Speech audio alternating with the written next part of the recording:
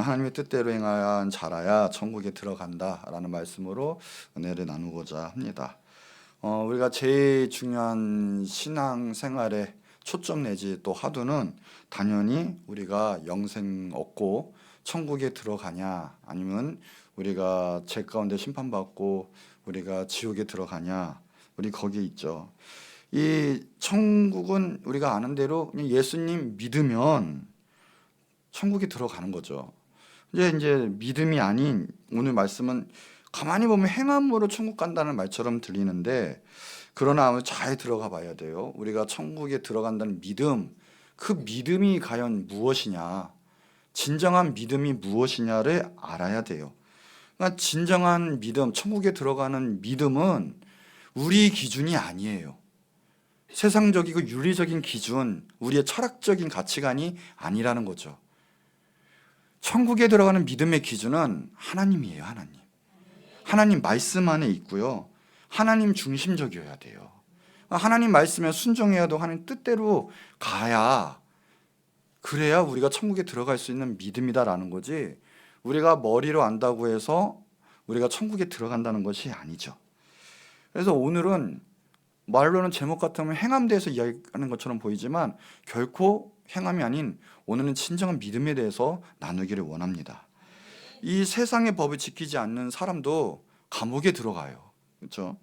그런데 하나님의 법을 지키지 않으면 하나님의 감옥에 들어가는 거예요. 그게 지옥이죠. 오늘 분명히 말씀 가운데는 우리 주님께서는 불법한 자들은 알지 못한다고 하셨어요. 주님이 알지 못하는 자는 주님과 함께 할 수 없는 거예요. 그러니까 사람들도 모르는 사람과 동행하기 힘들어요. 아니, 동행하지 않죠.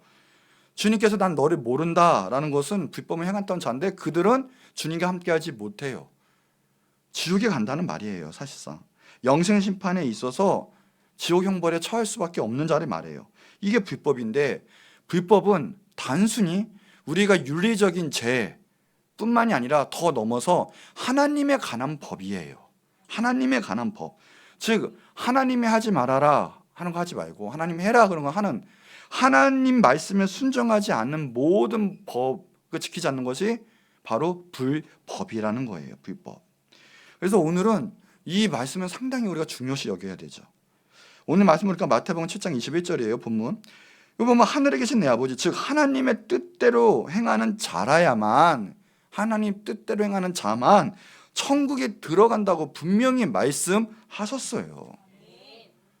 행함이다, 행함 아니다 이렇게 말할 필요도 없어요. 오늘 분명히 말씀은 그렇게 말하고 있어요. 하나님 뜻대로 행하는 자만 천국에 들어가는 거예요. 그리고 23절에도 보면 불법을 행하는 자든 난 너네 도무지 알지 못한다고 그래요. 도무지 알지 못한 예수님. 그러니까 이 두 구절을 말하면, 즉 하나님 뜻대로 행하지 않는 자는 불법한 자인데, 불법의 한 자는 천국에 들어가지 못한다 라는 뜻이에요. 그 밑에 저 24절에도 그러죠. 주님의 말을 듣고 행하는 자, 그게 정말 지혜로운 사람이고요, 영혼을 소유한 사람이에요. 오늘 왜 무섭냐 말씀을 가만히 보니까요, 무서운 사실이 불법을 행하던 자들이 예수님을 모르는 자들, 안 믿던 자들이 아니에요. 보니까 예수를 믿는 자들이에요. 즉 성경에 나온 것처럼 주여 주여 하는 자들이에요. 지금 예수님을 아는 자들, 구세주를 영접한 자들. 근데 이 사람들이 천국에 들어가지 못한다고 말씀하시죠. 22절에 오늘 본문 보니까 이 사람들은 선지자래요. 선지자. 많은 사람들이 하나님, 주님의 선지자라고 이야기를 해요. 주님의 선지자고요. 또 하나, 주님의 이름으로 귀신을 내쫓기도 하고요, 주님의 이름으로 기적을 행해요. 많은 권능도 행하기도 했어요. 그러나 예수님은 말씀하시는, 난 너네를 도무지 알지 못한다. 왜요? 이유는 간단하죠. 예수님을 머리로 알은 거예요. 예수님이 내 생각대로 한 거예요. 즉 하나님의 법대로 가지 않고요, 하나님의 룰대로 가지 않고 내 자신의 룰대로 가는 거예요. 지금 내 자신의 의가 먼저예요. 내가 하나님이 된 거죠. 그러니까 이 불법이 돼버리고 만 거예요. 그러니까 아무리 능력 있고 주님의 열심히 하는 것처럼 보이고 헌신봉사하는 것처럼 보이지만, 주님께서는 난 너네를 도저히 알지 못한다. 간단해요. 하나님 뜻대로 행하지 않아서 그래요. 하나님 뜻대로 가지 않아서 지옥 가는 거예요. 아마 이게 성경의 가장 통틀어서 충격적인 말씀이 아닐까 생각이 들어요. 왜요? 생각해보세요. 내가 지금 오늘 교회 열심히 다니고 예배도 열심히 들었는데 막상 죽었더니 천국인 줄 알았더니 지옥 가는 거예요. 영원히 지옥이 저예요. 얼마나 쇼킹해요. 얼마나 무서워요. 그렇죠? 그런데 더 무서운 거는 이러한 교인이, 이러한 예수님 믿는 사람이 아주 적으면 또 감사할 텐데 심지어는 천국에 들어가는 사람보다 더 많대요. 마태복음 7장 13절 14절 오늘 본문의 윗절 말씀이에요. 13절 14절 보니까 천국에 들어가는 사람, 생명의 길로 가는 사람은 좁아요. 좁아. 그런데 이 넓은 길, 멸망에 가는 사람은 아주 많아요. 천국에 들어가는 자가 극히 적어요. 예수님을 알았던 자들도 천국에 들어가는 자가 극히 적다. 왜요? 예수를 믿는다 하면서, 예수님을 안다 하면서, 쫓는다 하면서, 봉사한다 하면서, 왜요? 하나님 뜻대로, 말씀대로. 그렇기 때문에 불법이 되고 말하죠. 이 사람들이 하나님을, 예수님을 모르겠습니까? 성경 말씀을 모르겠습니까? 천국과 지옥을 모르겠습니까? 근데 믿는 자 한다는 것이 하나님 말씀을 너무 가볍게 여겨요. 그 마음에는 하나님을 두려워하는 마음이 전혀 없어서 자신의 뜻대로 마음대로 죄짓고 행해요. 설마 사랑의 하나님이 나를 지옥에 보내겠어? 이러면서. 그런데 여러분, 정말 하나님의 자녀는 사소한 죄도 죄로, 가벼운 죄로 여기지 않아요. 왜요? 죄는 작던 크던 죄예요. 그래서 하나님과 단절이 시켜버려요. 하나님은 죄 가운데 거하지 못하시는 분이기 때문에 그렇죠. 그럼 어떻게 돼요? 하나님과의 관계는 두절이 돼요. 단절이 돼요. 하나님이 떠나세요. 여기에 죄의 무서움이 있는 거예요. 죄의 무서움을 알고 하나님이 들어온 걸 알면 내 마음대로 못해요. 그것이 나의 생명이 되기 때문에, 그것이 나의 능력이 되기 때문에 정말 하나님의 자녀면 하나님의 뜻대로 행하고 천국에 가는 길로 선택을 할 수밖에 없죠. 심지어는 말씀이 임할 때 하나님 말씀 성경을 튀겨내요. 파이팅해요. 부딪혀요. 알려고 하지 않아요. 왜요? 내 마음대로 살고 싶어 하니까. 또한 성경을 재해석해요. 이러겠지. 그러나 성경은 성경인 거예요. 성경은 그대로 믿는 거예요. 우리가 성경 앞에 무릎을 꿇어야 돼요. 하나님 말씀대로 살아가야 돼요. 그래서 성경은 성경대로 가야 죄를 알고 영생을 소유하고 능력을 받을 수 있는 거예요. 하나님께서 하지 마라 하지 말고 하나님께서 하라 그러는 그 행하신 모든 것을 하는 것, 하나님 뜻대로 가는 것. 성경에 보니까요, 히브리서 10장 39절에 보니까 구원에 이를 만한, 이르는 믿음이라는 단어를 썼어요. 말씀을 썼어요. 그러니까는 믿음도 점수가 있다라는 거예요. 구원에 이를 만한 점수가 있다라는 거예요. 시험에 뭐예요? 합격점, 불합격점이 있는 것처럼 점수가 있는 거예요. 쉽게 말하면 우리가 만약에요, 예를 듭시다. 만약에 천국 가는 점수가 80점이라고 쳐요. 우리 믿음 중에서 80점이 넘겨야 돼요. 그런데 80점이 안 되면 여하튼 어떤 간에 법적으로 불합격이에요. 20점이든 빵점이든 79점이든 어떻게 해요? 패스하지 못하는 거예요. 불신자야 0점이라고 치지만 오늘 말한 사람들은 79점일 수도 있어요, 여러분. 그러나 여하튼 8점 못 넘기면 천국에 못 들어가는 거예요. 예를 든 거예요, 지금 쉽게. 그러니까 여기 많은 사람들은 지금 70점대 신앙이 아주 많은 거예요. 예수님을 모르는 게 아니에요. 교회도 몇십 년 다녔어요. 아니 모태 신앙이에요. 직위도 높아요. 그런데 딱 열어보니까 점수가 미달이 되는 거예요. 왜요? 나는 이렇게 살면 천국 갈 줄 알았거든요. 근데 하나님은 절대 그렇지 않거든요. 하나님 뜻이 그게 아니었는데 하나님 뜻대로 살지 않은 거예요. 정말 무섭지 않습니까, 이게? 땅 뚜껑을 열어봤더니 내 점수가 77점이에요. 아차! 이렇게 되는 거예요. 영혼의 구원하는 이르는 믿음, 최고점에 이르는 믿음, 이건 가만히 보니까 성경에 나타나 보니까 이게 열매로 나타나요. 열매로. 즉 그거는 내가 변화받고 행실에서 현실 행함으로 나타나는, 그래서 하나님의 빛의 역할을 감당하는 변화, 회개, 선행, 거룩이 나타나고 차고 넘쳐서 그 사람은 확신이 있고 더 나아가서 많은 영혼도 구원하고 하나님 나라를 확장시키는 사람들이었더라고요. 하나님의 뜻, 하나님의 말씀, 하나님의 계명을 가볍게 여겨서 자기 자신은 전혀 하나님 뜻대로 하나님 말씀대로 살지 않고 분리된 사람들, 오늘 정말 온전한 믿음, 진정한 믿음, 하나님 뜻대로 살아가는 믿음을 통해서 다 천국에 들어가는 귀하신 크신 은혜가 있기를 여러분 삶 가운데, 영혼 가운데 있기를 축원합니다. 그러면 이 하나님 뜻을 온전히 지키는 이 삶 속에서 나타나는 행함 많이 있겠지만 정말 핵심적인 몇 가지만 좀 나누고자 합니다. 첫 번째가 여러분, 탐심으로 우상 숭배하지 마세요. 탐심으로. 이 재물, 이것이 우상이 돼서 나를, 내 모든 가치관과 삶의 휘어잡는 것들, 재물이 나의 하나님이 되고 우상이 되고, 그래서 하나님 나라를 세우는 것도, 하나님 뜻도 등한시 만들고, 영혼살인도 무관심하고, 현재 내가 먹기 살기 바쁘고 전혀 내 물질이 하나님과의 관계가 상관이 없는, 그게 나중에는 탐심으로 가고 하나님 뜻 가운데 행하지도 못했다가 내 영혼의 파멸에 이를 수도 있어요. 현재 사이는 뭐니 해도 money라고 하죠. 지금은 다 돈이 우상이 된 시대예요. 돈이면 뭐든지 할 수 있을 것 같고, 돈이면 행복하게 살 수 있을 것 같고, 돈이면 사람도 지배할 수 있을 것 같고, 돈이 하나님이 되고 우상이 된 시기예요. 그러나 성경은 절대 그렇게 말하지 않아요.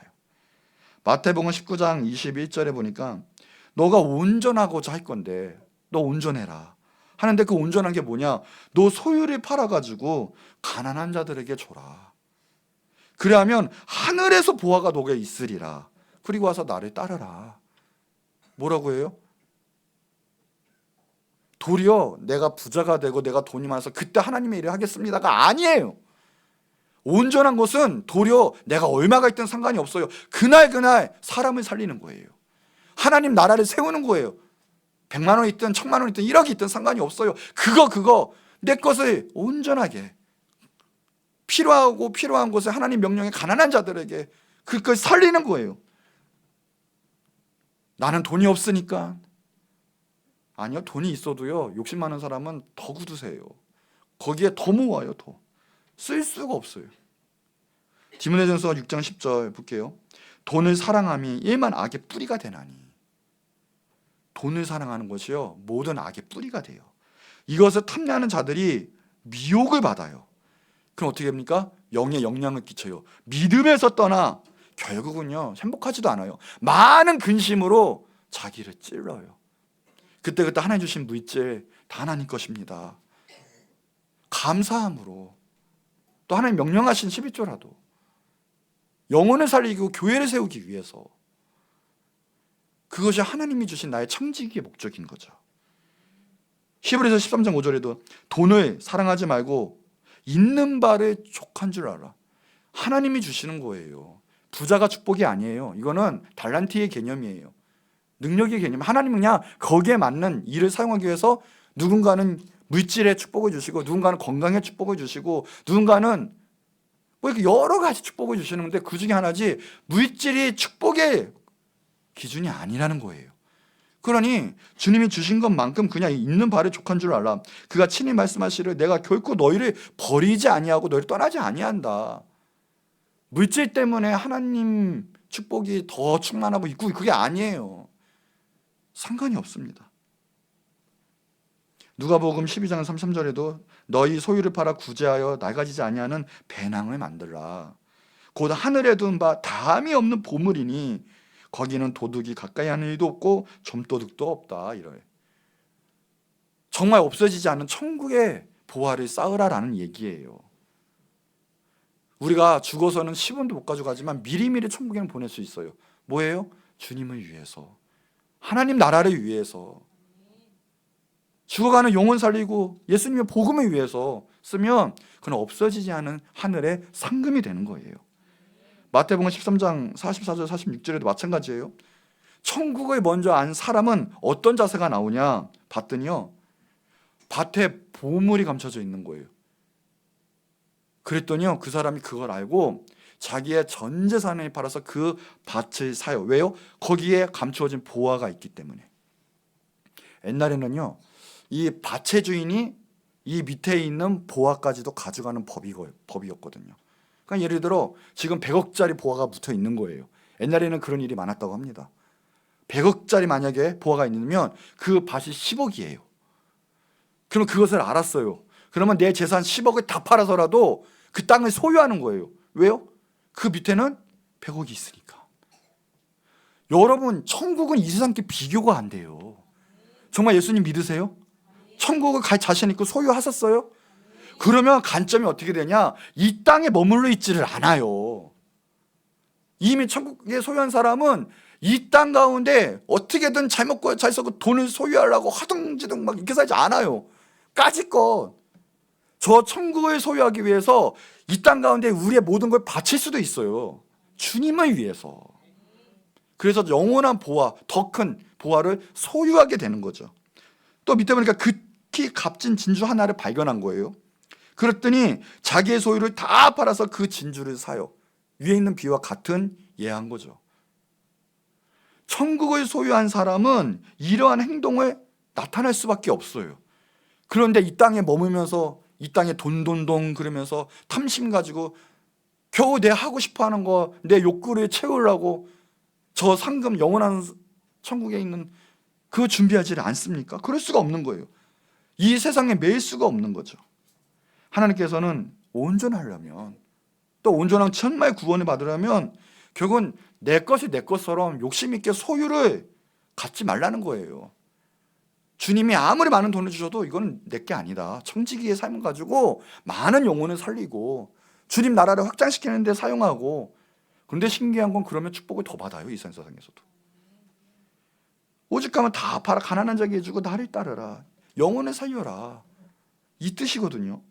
반면에 누가복음 12장 19절에 보면요, 밑에 보면 이 부자, 성공한 부자가요, 이 땅에만 관심이 있어요. 그리고 만족을 해요.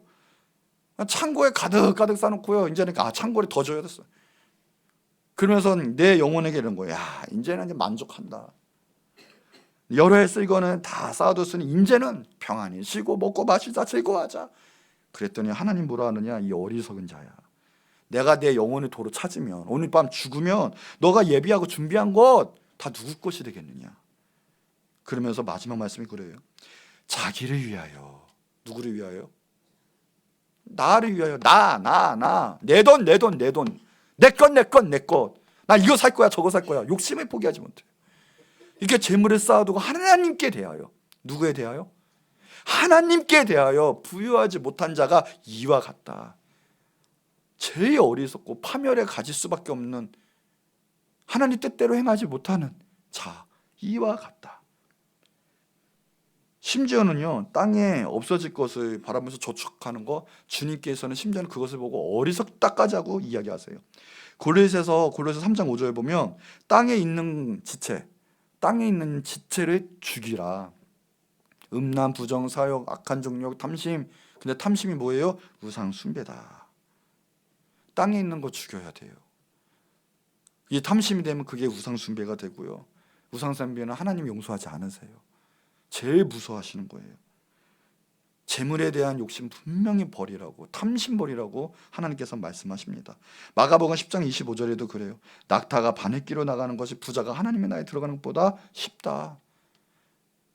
부자가 되지 말라라는 뜻이 아니에요. 부자가 되는데 돼도요, 탐심 조심하라는 거예요. 탐심 가득하면 하나님이 아닌 이 탐심이 우상 숭배가 되는 거예요. 부자가 천국에 들어가지 못한다고 하나님 주의하라고 그렇게 말씀하시는 거예요. 그럼 부자 되세요. 하나님께 축복받는 비결은요, 하나님 위에 쓰면요, 하나님의 축복이 더 임해요. 그러나 어떤 상황에서든 하나님께 대해 부여해야 돼요. 하나님을 위해 사용해야 돼요. 모든 것도 하나님을 위해 사용하라고 주신 거예요. 너 잘 먹고 잘 살아라 하고 주신 게 아니라 하나님 위해 사용하라고. 그래서 교회도 교인도 탐심이 있으면 안 돼요. 다 내 거, 내가 높아 보이고 이러면 안 돼요. 다 주님의 나라를 위해, 영혼 구원을 위해 주님 주신 거 최선 다해서 모든 걸 팔아서. 신데렐라스트 영화 보면요, 마지막에 신데렐라가 어떻게 해요? 아, 이 시계 하나면, 야, 이거 자동차 하나면 몇 명을 살릴 수 있는데, 이러면서 나중에는 막 한탄하잖아요. 하나님 믿으면 그렇게 돼요. 내게 아니라 지금 내 가진 그거 얼마면, 아, 이거 지금 어떻게 하나님을 사용할까? 하나님 나라를 위해 쓸까? 어차피 못 가져가는 거. 미리미리 저축하고요. 그런데 신기하게 하나님 그 모습을 보시면 풀어주세요. 너는 내가 안심해도 되겠다 이러면서요, 10배, 100배, 1000배, 10,000배는 영혼의 복이에요. 주시는 거예요, 하나님께서. 성경에 보면은요, 기본적으로 30배예요. 30배, 30배, 60배, 100배. 여러분 월급에 30배 한번 곱해보세요.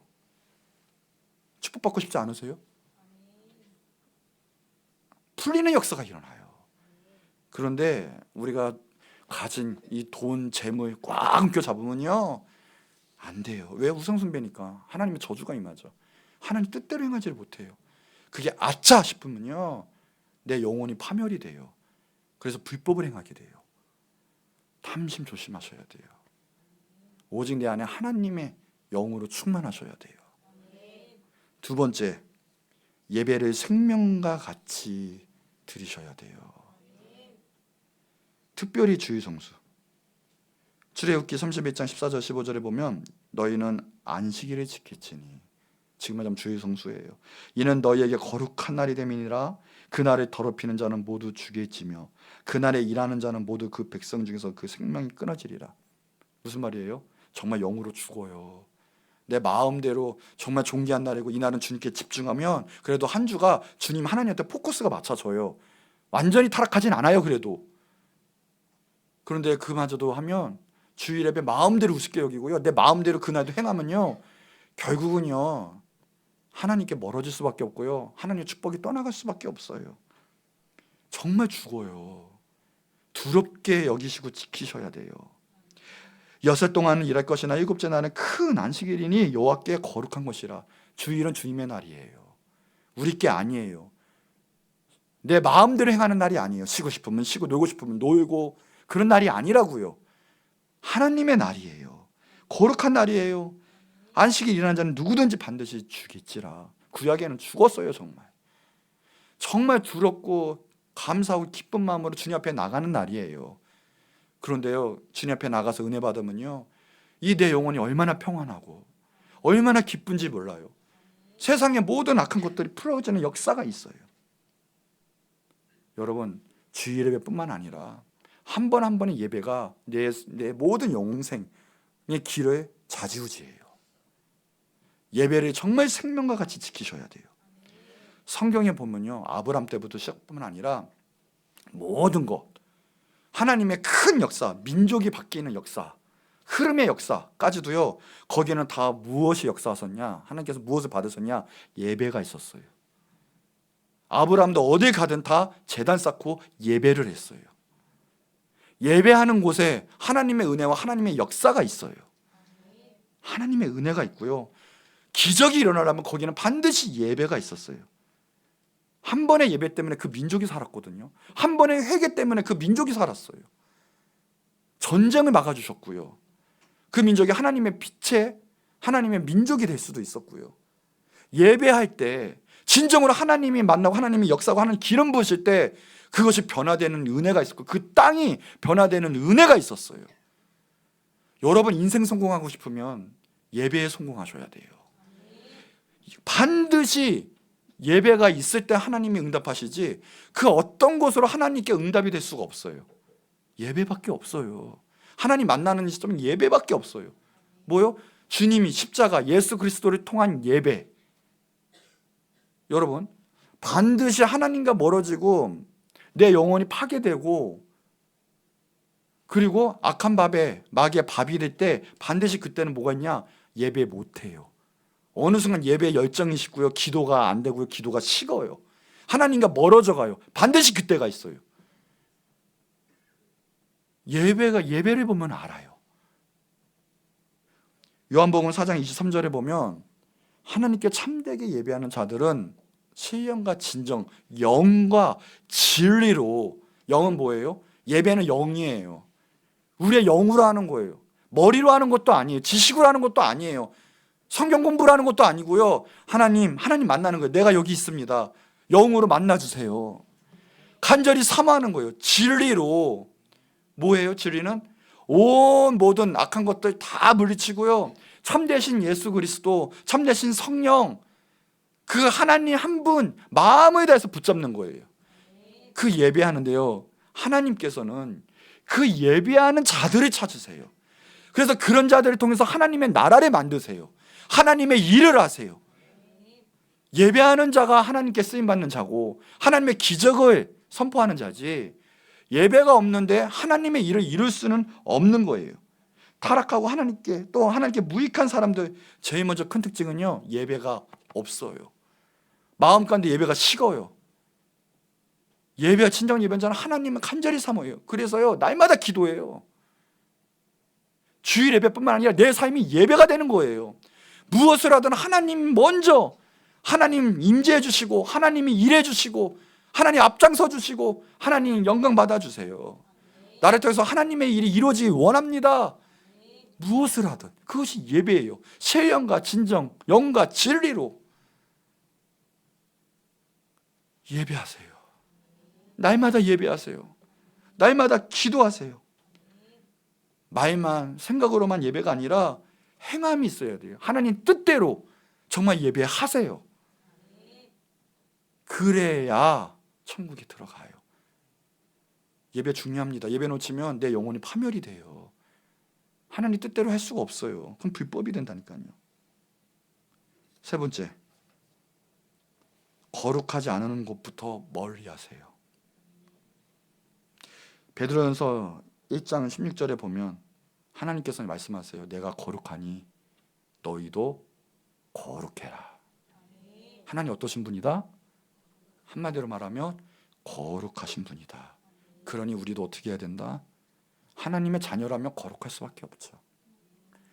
하나님이 거룩한데, 내가 하나님 자녀인데 나는 마음대로 죄짓고 마음대로 불법을 행할 수가 없는 거죠. 심지어는요, 고린도후서 6장 14절에 너희는 믿지 않은 자와 멍에도 함께 매지 말아라. 불법이 어찌 함께하고 빛과 어둠이 어찌 사귀냐. 그래요. 이건 무슨 말이냐면, 물론 복음 증거하고 하나님 나가라면 나가야죠. 그거는 믿음 갖고 하나님 뜻이 있기 때문에 그것을 변화시키기 위해서 하는 거예요. 그러나 근본 원칙은요, 나의 원칙은 불법과 어울리지 않는 거예요. 그것을 가기 싫어요. 죄를 짓기 싫어요. 그래서 믿지 않는 사람과 솔직히 말하면 친구가 될 수가 없어요, 이제는. 그러나 나가는 거죠. 그러나 반대로 죄를 짓고 싶어서 만나는 사람들 크리스찬 중에 많아요. 핑계 삼아서 난 전도해야지 이러면서 호프집에 가고 술집에 가고 클럽에 가고. 왜요? 전도가 아니라 솔직히 말하면 죄 짓고 싶어서, 술 마시고 싶어서, 놀고 싶어서, 그 핑계라는 거예요. 거룩하라는 거예요. 그런데 가지도 말라는 거죠. 영적 상태를 말하는 거예요. 예배소서 2장 2절에는요, 그때 너희는 그 가운데 행하여, 뭐예요? 머리로 알고 믿음으로만 갖고 있어라, 가치관으로만 알고 있어라가 아니라 행하여.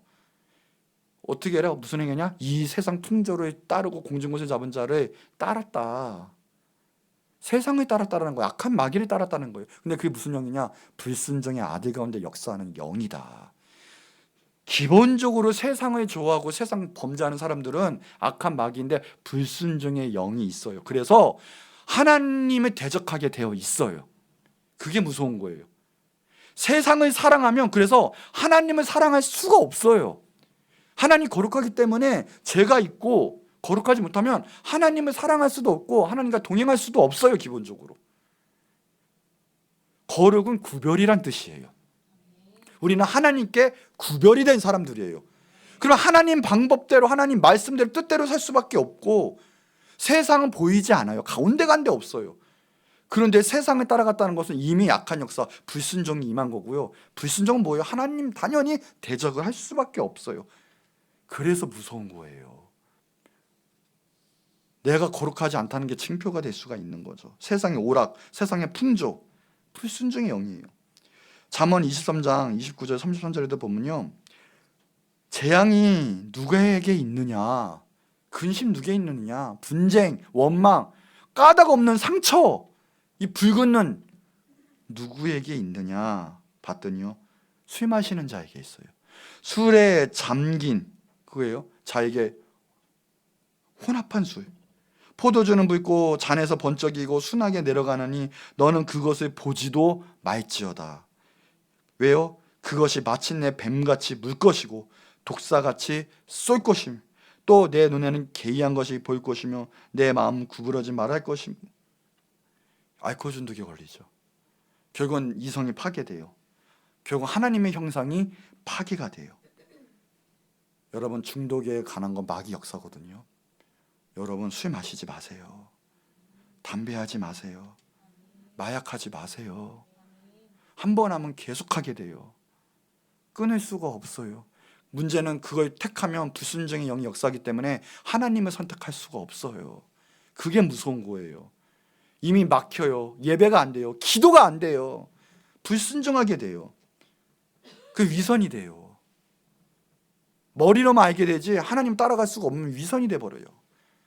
하나님 뜻대로 행하지 못한 불법하는 자가 돼요. 영혼이 파멸이 돼요. 마귀는 작은 거 하나라도 중독이 되면요, 충분히 지옥불을 끌고 갈 수 있는 능력이 있어요. 마귀를 우습게 보지 마세요. 반면에 주님께 붙어 있으면 거룩하게 돼요. 내 힘으로는 할 수 없지만 신기하게 끊겨요. 제가 예수님 믿었더니 야, 신기하네. 술 담배가 끊기네. 야, 내가 사랑하던 것이 이제는 별로 중요하지가 않네. 하나님만 보이네. 그게 이미 하나님이 속하신 거기 때문에 그런 거예요. 그것이 구별이에요. 디모데전서 2장 9절에 보면 이와 같은 여자들도 단정하게 옷을 입으며 소박함과 정절로서 자기를 단정하고 따옴머리 금이나 진주로 값진 옷을 하지 말고 이래요. 그러니까 이 맵시도 있죠. 외모 단정해도 해야 된다는 거예요. 옷도 단정하게 입는데 그것도 한 표현인 거예요. 우리가 말하는 짤칠하고 있는데 짧은 치마도 있고요, 몸매가 드러나는 옷고 보이는 옷 입고 그런 거 하지 마세요. 왜 무서운지 아십니까? 내 표현인데요, 이런 표현에도요, 옆에 있는 형제는 시험 들 수가 있어요. 영원히 죽을 수가 있어요. 왜요? 다른 사람들이 죄를 유발하니까. 그게 문제가 돼요. 근데 이게 뭐 여자만의 문제입니까? 지금 이 시대가 여자는 여자답게 입어야 되고요, 남자는 남자답게 입는 거예요. 단정하게 입고 해야 돼요. 제가 언제 한번 나시만 입고 헤이 프로 하는 거 봤습니까? 저는 교회 때도 꼭 양말도 신고 어떻게든 단정하게 보이려고 하는 거지. 단정하셔야 돼요. 거룩은 뭐냐? 그냥 행동으로 나타나요. 문신하지 마세요. 모든 것에 거룩이 임해야 돼요. 단정해야 돼요. 왜요? 천국의 자녀들은 그렇게 행동할 수밖에 없어요. 그렇게 나타나요. 거룩해야 돼요. 거룩. 네 번째, 아무도 미워하지 마세요. 요한에서 3장 15절에 그 형제를 미워하는 자마다 살인하는 자니 살인하는 자마다 영생이 그 속에 거하지 아니하는 너희가 아는 바라. 여기 보면 사람을 미워하는 것이 살인이 것이다, 아니 살인하는 죄만큼 나쁘다, 이렇지 않았어요. 분명히 미워하는 것은 살인이다. 그래서 영생이 없다. 생각보다 무서운 거예요. 이거 하나님 뜻대로 가야 돼요. 하나님은 한마디로 말하면 사랑이죠. 온전한 믿음을 가졌는데요, 내 안에 쓴 뿌리, 쓴 역사, 미워하는 사람 한 사람이라도 있으면 그 영혼 파멸할 확률이 높아요. 마귀는 그거 가지고 역사할 수 있어요. 우리는 모든 사람을 사랑할 수 있어야 돼요. 정말 조심해야 될 부분이에요. 미워하는 마음은 왜요? 불법하는 자이기 때문에 그래요. 예수님의 자녀로 천국갈 믿음이 있다면 하나님의 은혜로 말미암아 원수도 사랑할 수 있다니까요. 내 힘으로는 안 돼요. 맞아요. 할 수가 없어요. 그런데 주님이 그냥 하시는 거예요. 성령이 임하면 원수도 사랑하게 돼요. 기적이죠. 재 끊는 것처럼 역사가 일어나는 거예요. 주님의 일을 하고 싶으면요, 주님의 제자라는 뜻인데 그건 특징이 뭐냐? 주님의 영성, 주님의 역사, 주님의 마음을 담아서 사랑을 전파하는 거거든요. 하나님의 사랑. 요한복음 13장 35절에 제자의 조건이 다른 게 아니에요. 너희가 서로 사랑하면 이로써 모든 사람이 너희가 내 제자인 줄 아리라. 우리 제자 뭘로 아는데요? 내 능력으로 안다고요? 아니에요. 사랑이에요. 사랑. 내가 이렇게 능력이 있고 내가 이렇게 하니까 넌 나 따라와. 넌 내 제자가 될 수 있어. 절대 그 방법이 아니에요. 예수님은 죽으시기까지 사랑하셨어요. 우리를 끝까지 사랑하셨어요. 예수님의 제자의 특징은 사랑이에요. 요한에서 3장 23절 24절 보면요, 그의 계명은 이것이니 곧 그 아들 예수 그리스도의 이름을 믿고 그가 우리에게 주신 계명대로 어떻게 해라? 서로 사랑할 것이니라. 24절에 보면 그의 계명을 지키는 자는 주 안에 거하고, 계명이 나옵니다. 하나님의 뜻이 나와요. 그 주는 그의 안에 거하시나니 우리에게 주신 성령으로 말미암아 그가 우리에게 거하시는 줄을 우리가 아느니라. 하나님이 우리 안에 거하고 하나님 뜻대로 행하는 것은 주님 사랑하는 거예요. 하나님 사랑하는 거. 그래서 주님이 우리 안에 가고 우리도 주님 안에 거하는 거. 그는 그 역사를 뭐를 보면 아냐? 주님의 사랑, 사랑의 역사를 보면 아는 거예요. 하나님의 자녀라면 반드시 사랑해야 돼요. 그 열매, 그 행함이 나타날 수밖에 없어요. 그 기준이 따로 있지 않아요. 죽기까지 사랑하는 거예요. 내가 아무리 옳다고 해도 그 사람이 상처받으면 그건 안 되는 거예요. 요한에서 2장 9절에서 11절 말씀 보면 빛 가운데 있다 하면서 그 형제를 미워하는 자는 지금까지 어둠에 있는 자요. 빛 가운데 있다 하는 자가 뭡니까? 주님의 제자라고 말하는 사람들, 심지어는 주님의 사도 안에 있는 예수님 믿는 사람들, 그 시대 때 요한서에 보면. 그런데 이 사람들 대놓고 얘기해요. 주님이 빛 가운데 있다 하면서 사랑이 나타나지 않고 심지어 형제 미워하는 사람이 있고, 모든 게 포함이 돼요. 이간질, 분열 다. 그건 어둠이에요. 말이 그렇죠. 어둠에 있다는 거예요. 10절 한번 볼까요? 계속. 그의 형제를 사랑하는 자는 빛 가운데 거하는 자예요. 자기 속에 거리낌이 없이요, 그래서 모든 것 가운데 화평케 만드는 자가 돼요. 11절에 보니까 그의 형제를 미워하는 자는 어둠에 있고 어둠에 행하며 길 갈 곳을 알지 못하고. 왜요? 그 어둠이 그 사람의 눈을 멀게 만들었어요. 그러면서 나는 예수님의 제자래요. 주님의 일을 열심히 한대요. 난 예배드린대요.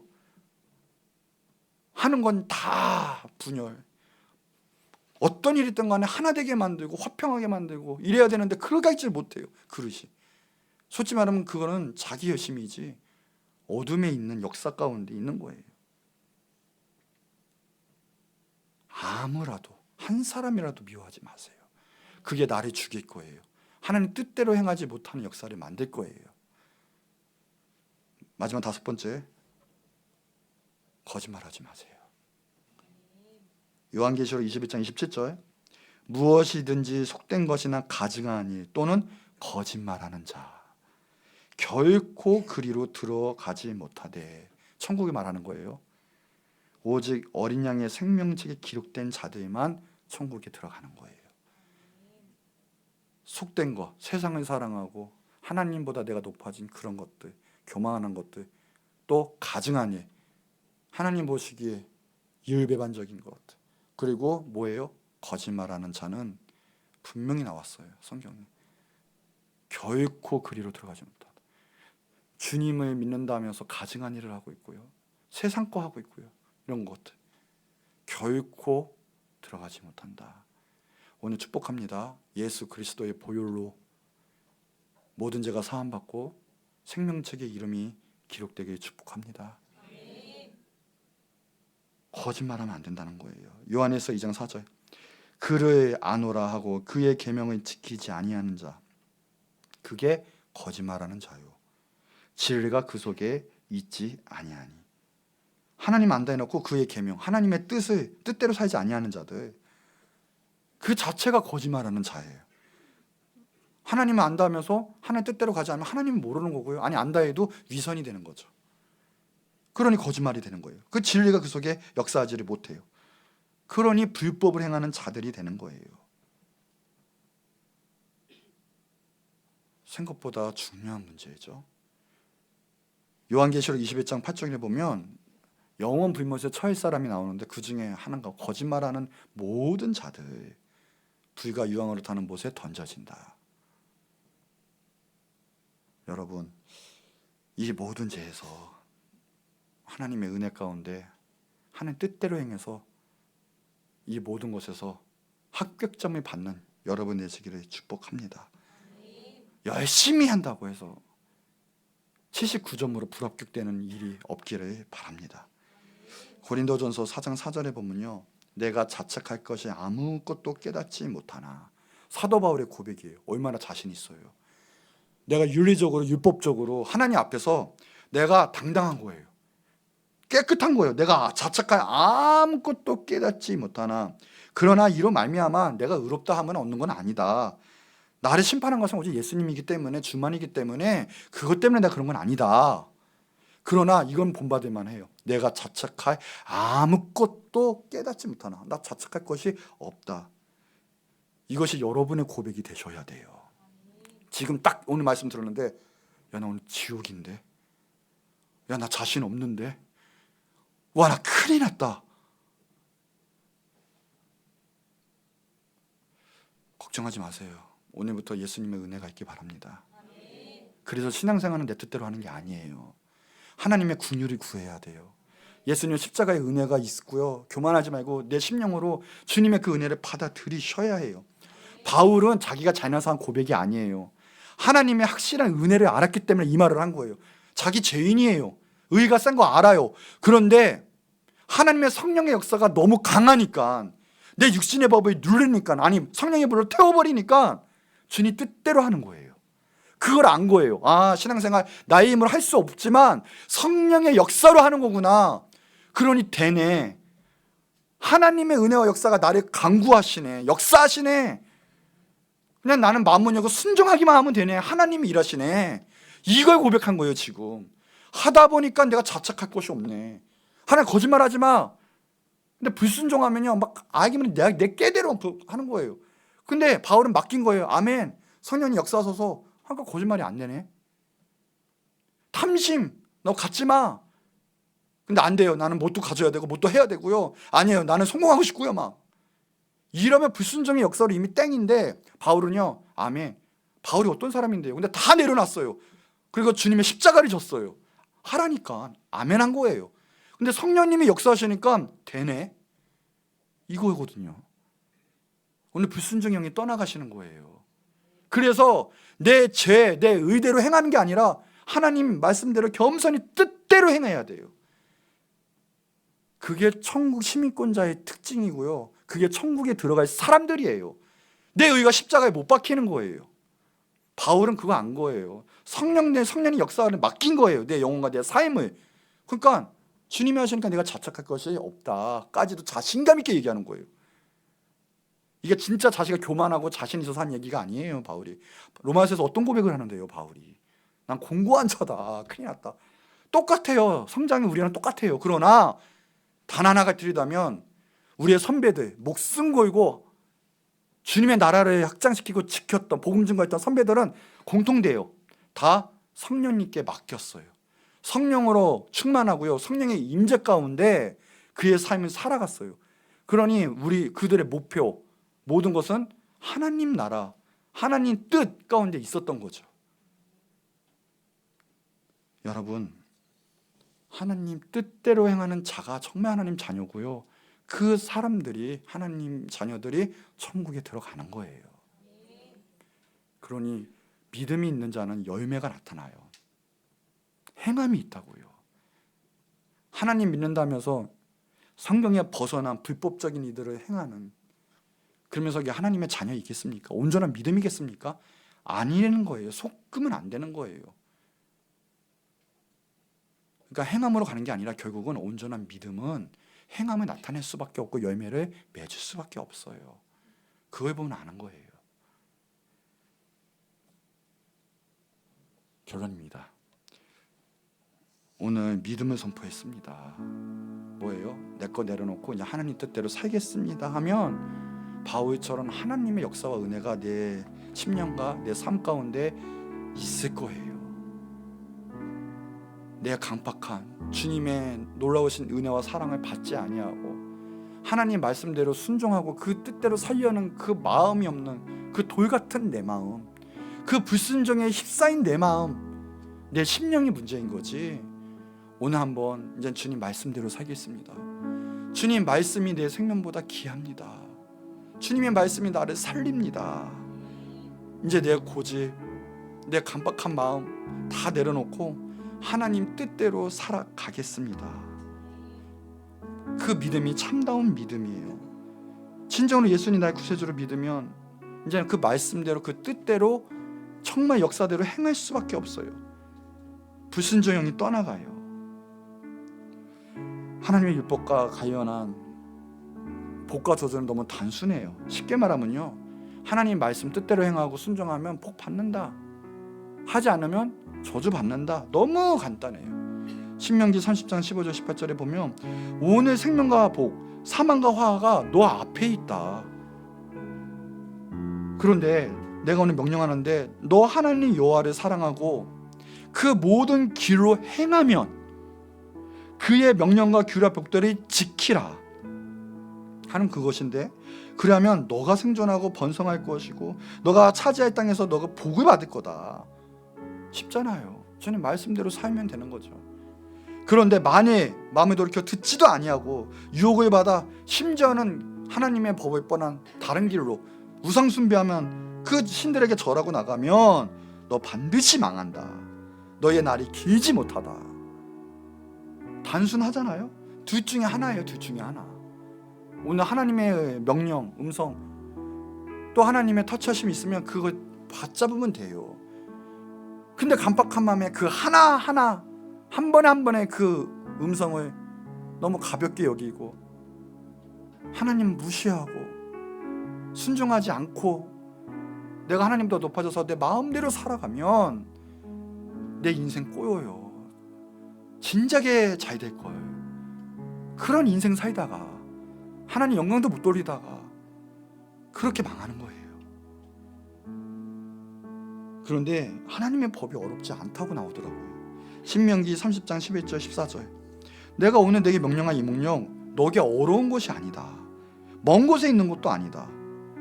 누가 우리를 위하여 하늘에 올라가라 그의 명령을 우리에게 가지고 와서 우리에게 들려줘라 그것도 아니고요. 바다 밖에 있는 것도 아니다. 바다를 건너가서 그의 명령을 우리에게 가져와라 그럼 행하다 이것도 아니다라는 거예요. 오직 그 말씀은 내게 매우 가까워서 오늘도 이 말씀이 여러분 바로 앞에 있고요. 그거를 받아들이면 되는 거예요. 그냥 내 입에 있으면 그 아멘하고 먹어버리면요, 하나님의 말씀을 먹어버리면요 영생과 번성과 놀라운 능력이 임하는 거예요. 그래서 내 마음에 있은즉 우리 마음에 있어요. 이미 행할 수 있다. 어려운 거 아니다. 무슨 수심 막 바다 7,000m까지 내려가가지고 막 말씀 꺼내오고 막 그거 아니라니까요. 하나님은 알기 쉽게 선지자를 통해서라도요 말씀을 던져주시는 거예요. 얘야 너 이렇게 해야 돼. 너 이래야 생명 얻어. 이래야 천국 가. 받아들이면 돼요. 하나님 받아들이면 돼요. 우리 육신의 소욕과 싸움에서 이기시면 돼요. 로마서 8장 13절 14절 너희가 육신대로 사면 반드시 죽일 것이로되 영으로서 몸의 행실이 죽이면 산다. 무릇 하나님의 영으로 인도함을 받는 사람 그것이 하나님의 아들이에요. 그것이 천국 갈 사람이에요. 육신대로 제대로 불법대로 살 수가 없어요. 하나님 뜻대로 사는 거죠. 주를 믿는다면서 계명을 지키지 않는 사람 지금까지 잘못된 신앙생활 그게 외식하는 자들이에요. 바리새인 서기관들이 하나님 말씀 율법을 몰랐겠습니까? 누구보다도 잘 알아요. 그러나 예수님은 그 사람 보고 외식하는 사람이라고 했거든요. 왜요? 하나님 뜻대로 살진 않았잖아요. 머리로 알았지. 그것을 하나님을 이용해서 도로 자기의 권위와 자기의 먹고 사는 문제를 해결했죠. 정치적 문제로 해결을 한 거죠. 마태복음 23장 28절에 이와 같이 너희도 겉으로는 사람에게 옳게 보이되 외식과 불법이 가득하도다. 예수님의 판단은 그 판단이었거든요. 우리 믿음 중에 바리새 믿음이 되면 안 됩니다. 안다면 이제는 내 행함 하나님 뜻대로 행해야 돼요. 하나님이 열매, 성령의 열매를 맺어야 돼요. 이제 말세예요. 제가 볼 때는 정말 얼마 남지 않았거든요. 전 세계적으로 유명하신 분들이 하나같이 말하는 게 정말 우리 시대 가기 전에 예수님 오실 수 있다까지도 얘기를 해요. 그거는 정말 말세 중에 정말 말세 중에 말세거든요. 왜 우리가 이 시대에 태어났을까요? 하나님의 사명이 있는 줄 믿습니다. 그러기 위해서는 우리의 모든 심령, 우리의 생명도 지켜야 돼요. 그것은 믿음으로 가능해요. 예수님 오실 때 따라오는 자들은 신부의 예복을 입어요. 예복. 그 예복은요, 점도 흠도 없어요. 하얀 면사포인데요. 우리는 그 예복을 준비해야 돼요. 그런데 그 신부의 예복이 강력한 믿음이다 라고 하지 않더라고요. 신부의 예복이 뭐냐 봤더니 계시록 19장 8절에 보니까 성도들의 옳은 행실이다. 주님 따라 올라가고요, 주님 구원받고 천국 가는 거는 다른 게 아니라 옳은 행실. 뭐겠어요? 믿음으로 말미암아 하나님의 일을 나타내는 거죠. 거기까지 가야 돼요. 나는 믿었어, 난 머리로 알아. 근데 정작 열매가 나타나지 않아요. 옳은 행실이 없어요. 선한 역사가 없어요. 그것은 잘못된 믿음이죠. 잘된 믿음이 아니라는 거예요. 예수님 오실 때 우리가 받아들이는 거는 성도들의 옳은 행실까지 가는 거예요. 이게 진정한 믿음이에요. 하나님 뜻대로 좀 행하고 있습니까? 여러분의 지금 삶은 어떻게 살고 있습니까? 우리 모든 성도 여러분들, 이제는 진정한 믿음, 그리고 말세 때 강력한 믿음 소유하시기 바래요. 그것은 하나님 뜻대로 내 목숨 걸고라도 하나님 뜻대로 살아가는 믿음이에요. 지금 어느 때보다도 강력한 믿음이 필요합니다. 그러면 내 열매, 내 행함이 이런 옳은 하나님의 놀라우신 은혜를 나타낼 수 있어야 돼요. 오늘 축복합니다. 여러분, 하나님 뜻대로 행하는 그런 여러분이 되셔서 다 천국에 들어가기를 주의 이름으로 축원합니다. 다 같이 한 목소리로 기도할 텐데, 하나님 오늘 말씀 우리에게 주신 줄 믿습니다. 이제는 그저 내 수준에 내가 알고 있는 신앙생활에, 그렇지만 육신 가운데 그대로 살고 있는 잘못된, 때로는 내 위주에 내 의가 살아있는 신앙생활이 되지 않게 하옵시고, 이제는 하나님 말씀대로 살게 하옵시고, 하나님 말씀의 그 하나님 뜻대로 행하는 진정한 능력이 있고 믿음대로 살아가고 세상을 바꿀 수 있는 진정한 하나님의 자녀, 천국에 들어가는 자녀 되게 하여 주시옵소서. 다 같이 주여 한번 크게 부르짖고 기도하도록 하겠습니다.